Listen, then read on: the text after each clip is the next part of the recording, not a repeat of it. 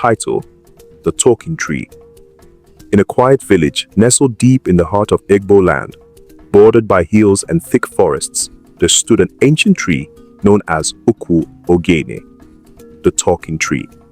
It rose tall and mighty at the center of Umoka, a village steeped in stories, customs, and the whispers of the ancestors. Its bark was rough with age, its branches wide like a protective spirit, and its roots sank deep into the earth, like secrets held for centuries. No one knew exactly how old Ukwu Ogene was. Elders said it had been there before their great-grandfathers were born. The villagers believed it was the voice of the gods, a living oracle. At night, when the moon was full, the wind would rustle its leaves and carry strange murmurs across the village square. Many claimed to have heard it speak, but it only spoke once a year, every Iriji festival, the new yam celebration. The villagers would gather around the tree. They would bring kola nuts, palm wine, roasted yam, and pour libations at its base. As the last drop of wine touched its roots, a hush would fall over the crowd. Then, with a sudden breeze, even if the air had been still, the tree would begin to whisper. Its voice was not loud, but it carried, like someone speaking from a far-off place but directly into your heart.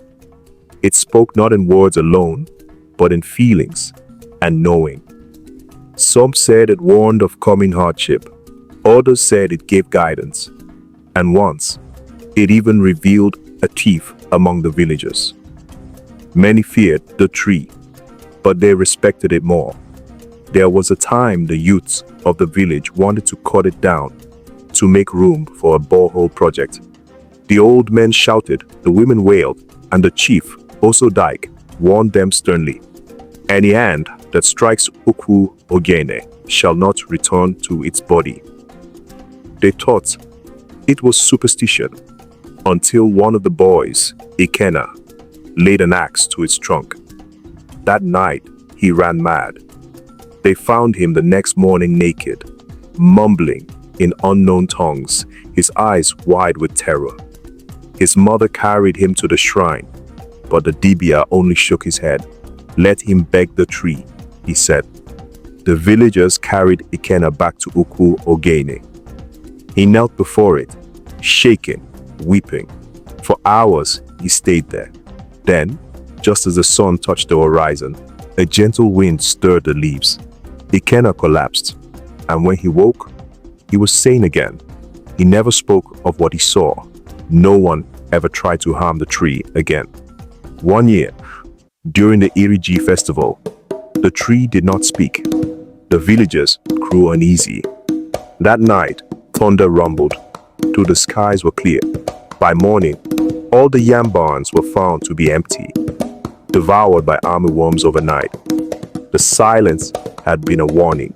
The people wept and fasted, pleading for mercy.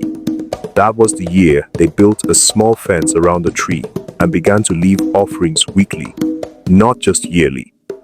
They appointed a guardian, a young woman named Ada Ora, chosen by casting cowries. It was said the tree whispered to her in dreams. Many came from neighboring villages to hear her speak. She did not brag or use it for gain. She only said, the tree speaks only to those who listen with their spirit, not their ears. And so, Umoka grew into a place of mystery and quiet power. Pilgrims came. Children were told not to play too close to the tree, and even the boldest warriors lowered their voices when passing it. To this day, no one truly understands Ukwu Ogene.